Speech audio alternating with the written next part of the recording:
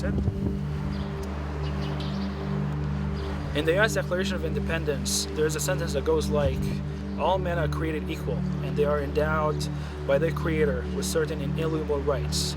Among those are life, liberty, and the pursuit of happiness. Sometimes when I think about the Syrian refugees, I think about what kind of life could you have as a Syrian refugee in the face of death? What kind of liberty could you have in the face of oppression? And what kind of happiness would you be able to pursue in the face of devastation? My name is Mina Hanna. I'm an American Egyptian. I live in Austin, Texas, and I have volunteered a number of times with the Atlantic Humanitarian Relief. I've come here to Jordan with AHR to volunteer in Syrian refugee camps. It was very hard to look at these experiences and meet these people and realize that they are as human as we are.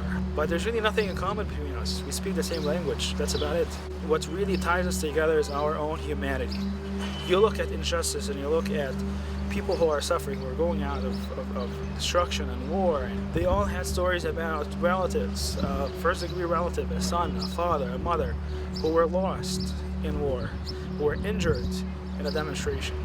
And they have found that it's so dangerous and precarious to continue living there, and they have said, enough is enough, we have to go and seek refuge somewhere else. Imagine the trauma that people are struggling with, people that you've lived with for years and decades, and they're not part of your life anymore.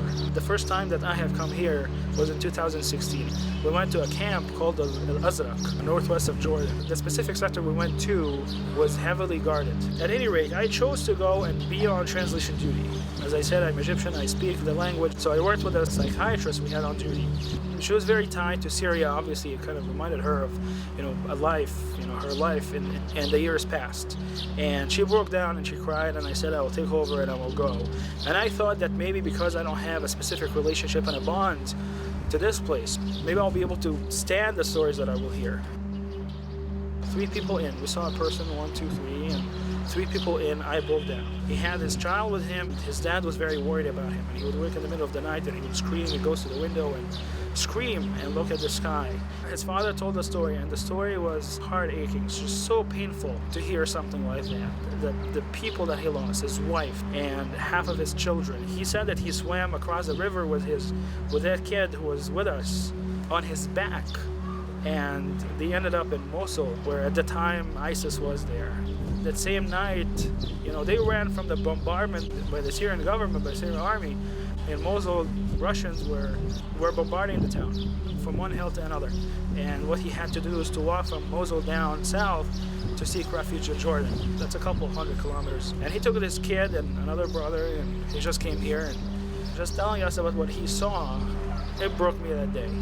And I said from then on, I will try to do my best. I will try to do everything I can to come again. What is so important to realize, and what I have come to realize, is that we have a role. Every one of us has a role that we can definitely play in the life of these people, human to human. There is a way we can help these people.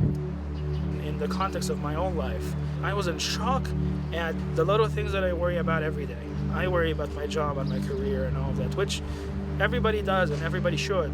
But I just thought that how valuable and precious what we have, what we think is important. Just imagine that you could lose it all of a sudden.